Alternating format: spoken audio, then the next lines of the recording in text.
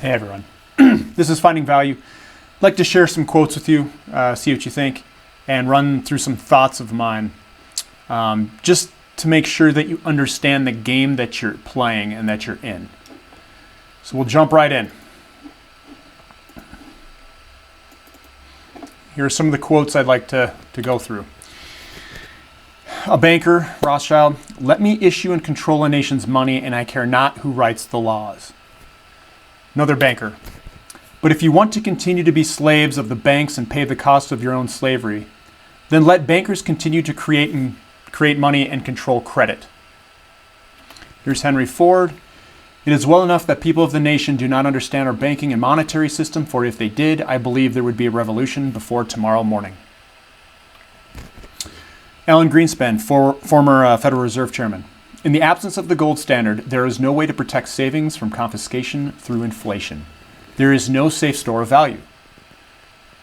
And I agree with this quote here. "The desire of gold is not for gold. It is not the love of much wheat and wool and household stuff. It is the means of freedom and benefit." It is the means of freedom and benefit. So the one thing I kind of want to go over is the government who creates money from nothing. They control basically trade. Because if 50% of every transaction is a government-issued paper currency, they control the quantity of that currency and they control the credit, the inflation, or the interest rate. They control 50% of every transaction. They also control the value of that currency. They control everything. What gold and precious metals is, it's a way to escape that, we'll call it slavery, or that control over you. It is a fight for freedom, or a vote for freedom to get out of that paper currency or system. You're standing up for yourself and saying, I don't want to take this anymore. I'm not going to use this currency system. So, everywhere in governments and Federal Reserve banks, they have this currency out there.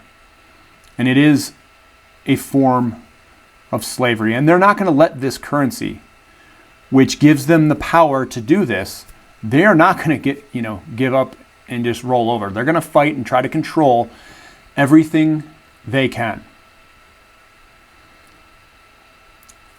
The way out of this system of control is obviously precious metals. But the question is, do they control and rig the system that precious metals are priced in? And of course they do. I'm sure there's rigging in the COMEX, in the London Exchange. I'm sure there is. When will that break occur? And what does it look like? I think what you have to think about is there's physical metal, and then there's the derivatives that set the price. And usually that's the opposite. You usually have a stock, and then the derivatives are priced off the stock. Here we've got the derivatives setting the price of the metals, but the metals eventually will be in physical shortage if there is rigging involved in the price. So what you need to do is that you can play your game in the precious metals sphere. You can swap between them and the ratios. You're protected against the confiscation of wealth through inflation because you're not playing in a paper currency game. And if something were to happen and a monetary problem were to occur, you're protected from a monetary collapse. You're increasing your wealth through the swapping of metals back and forth and the increasing of ounces between those ratios. And you don't have to play the game in the stock market or other paper market where everything is priced in dollars and where everything can be as manipulated as it is with interest rates. because lower interest rates prop up most of the paper assets. But if they lose control of that market and interest rates go in the opposite direction for them, you're going to be in a world of hurt over there. But not so much in precious metals. It's going to protect you. So here's something to think about. The COMEX went all the way down to $11 or $12, somewhere in that range, for silver. You go to a dealership, or a dealer, you try to say, hey, look, I'm looking for some physical metal. Nobody can get it for that price. Nowhere near it. Premiums went through the roof. There was a short period of time where you could get some cheap metals when they first originally kind of plunged down. But you kind of have to think, if the COMEX goes down in price, that means that inventories should have been going up. That it should have been easier to get the metal.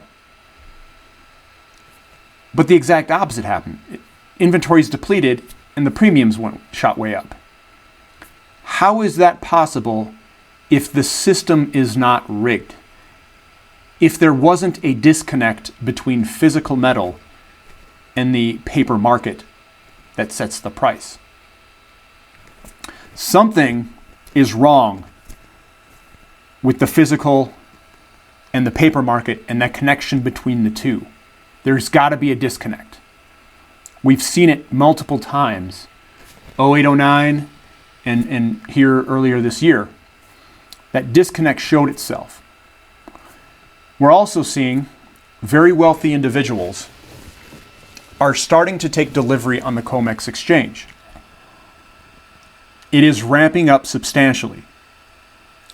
So when those deliveries, they're starting to wipe out the inventory in the COMEX.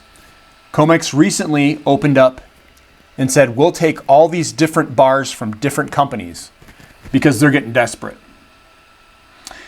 So it's possible that you need to change your outlook on precious metals and change your outlook on how you purchase them to, I need to acquire ounces when they're available versus how do I get the lowest cost ounces?